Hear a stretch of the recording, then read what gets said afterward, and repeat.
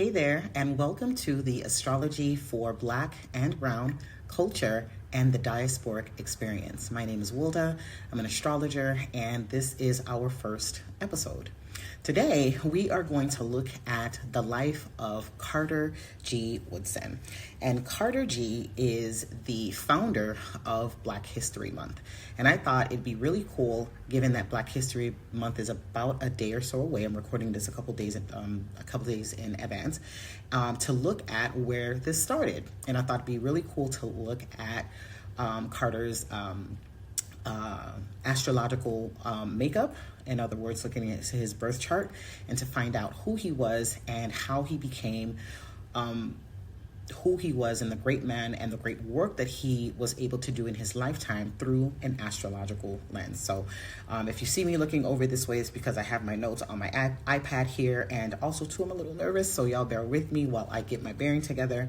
And in a few episodes in, I plan to get better and less camera shy and better on camera. So let's start with an opening.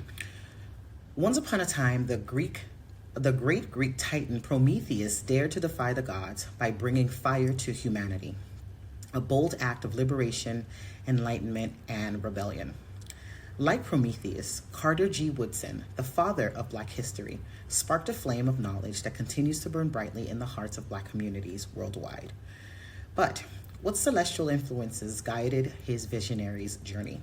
Today, we look to the stars to better understand the archetypes and astrological energies that shaped Woodson's legacy.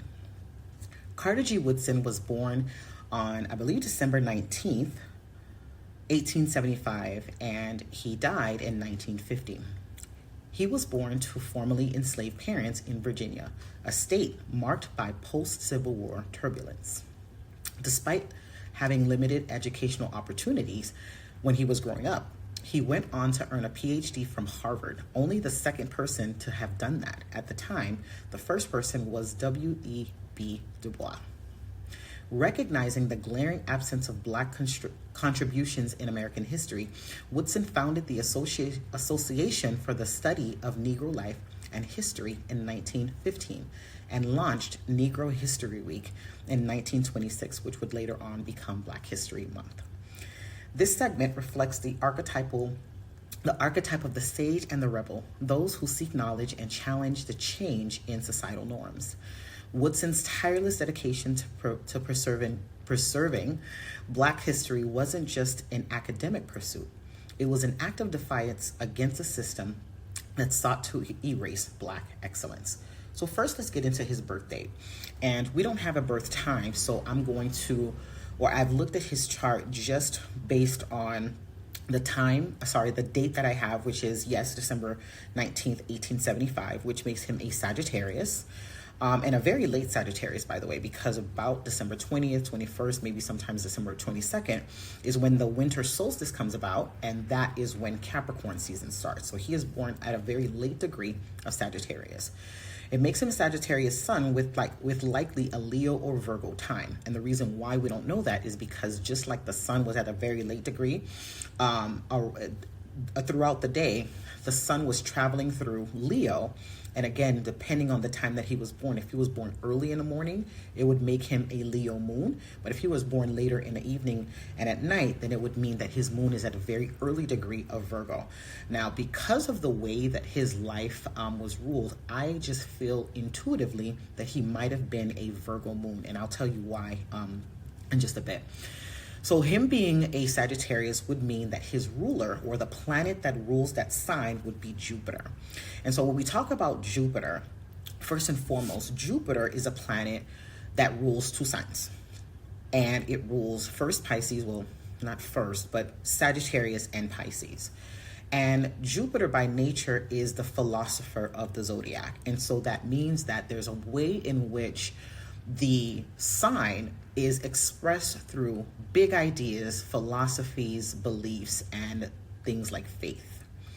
And I'm going off my prompt here. It's no wonder that Woodson sought to uncover the hidden truths of Black history. His optimism and visionary approach to reflecting Sagittarius's fire desire to expand horizons.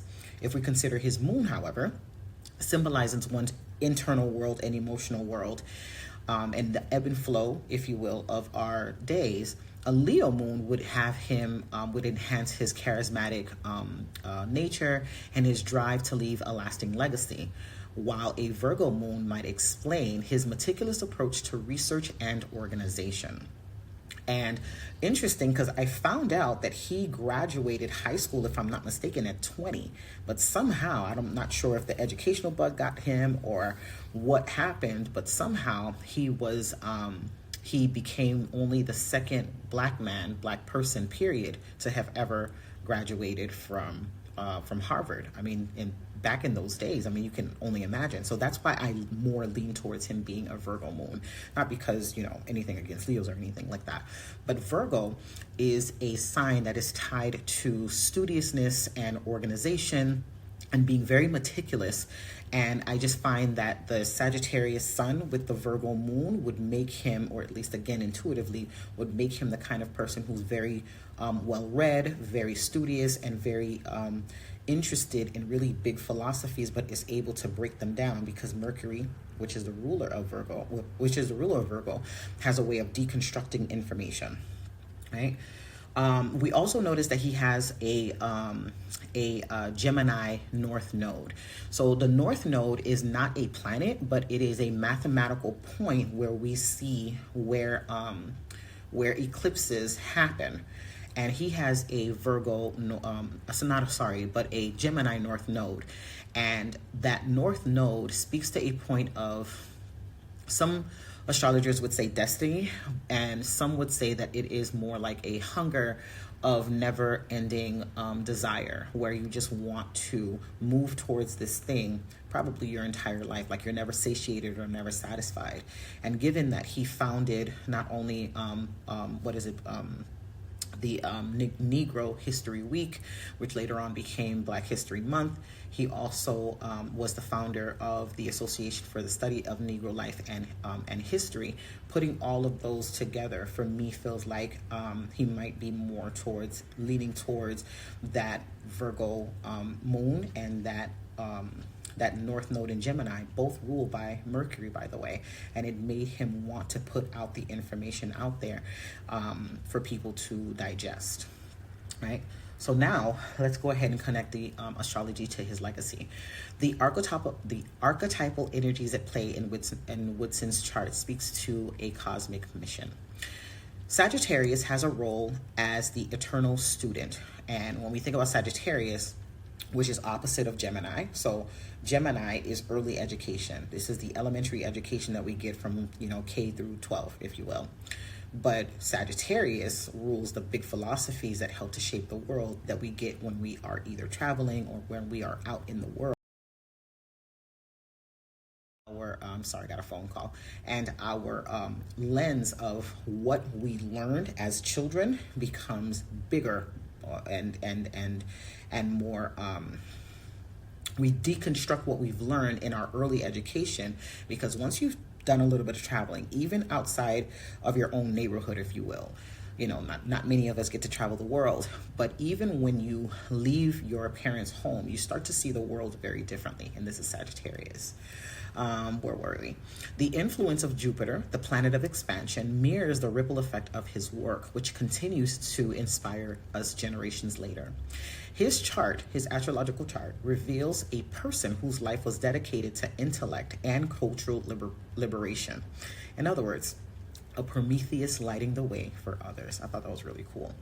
So I don't have his chart up. Let me pull it up here. I think I have a copy of it. But I really just wanted to focus on just those 3 points, or even just the 2 points, which is the North Node in Gemini, and having a way of dispersing information and sharing knowledge, and the Sun in Sagittarius, which has a way of wanting the native, or the person who has Sagittarius placements, on a quest to understand why things are, how things are, what things are, and really understanding the beliefs and the philosophies behind why we do what we do and how we do.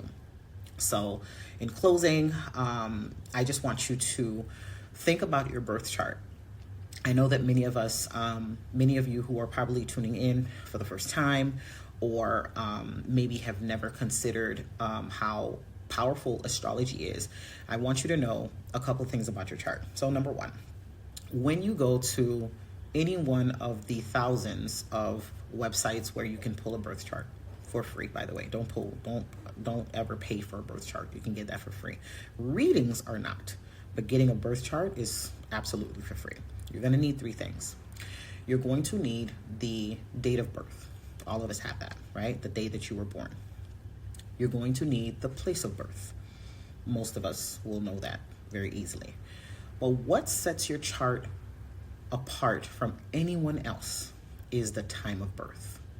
That time of birth is going to show you the starting point, if you will, of your chart, which is the ascendant. And that is going to show you how you have the ascendant, which is the point that the sun was rising up from the eastern horizon, and it's going to show you your mission, if you will, or what drives you into this world. You might be surprised to know that you have more than one sign in your chart. As a matter of fact, you have all of them, right? I have Gemini somewhere in my chart. You have Gemini somewhere in your chart. You have Sagittarius somewhere in your chart, and so do I. So many of us get caught up on the idea that we are just one sign, which is the sun sign. And that's a really good starting point because it gets the wheels going and our curiosity piqued. However, we have every single sign in our chart. Just like when you look up at the sky, yeah, you might not be able to see, way out in Africa, if you will, but the sky is all encompassing. So just like we see the sun in our chart and we can, profess to be in Aries, because that's where the sun was at the moment that you were born. For some reason, we forget the fact that the moon was also up in the sky. And then we forget to think further out by knowing that Mercury, the planet of knowledge, or the planet that deconstructs information for us, was in the sky as well, the planet of communication. We also, for some reason, don't consider that we have Venus, the planet of relationships and connections, and our values even in our chart. But we do. We have all the planets in our chart, and we have all the signs in our chart. So I encourage you to look at your chart and look at all of who you are and not just that one placement. So my closing thoughts is, as we honor Carter G. Woodson, let's remember that the importance of our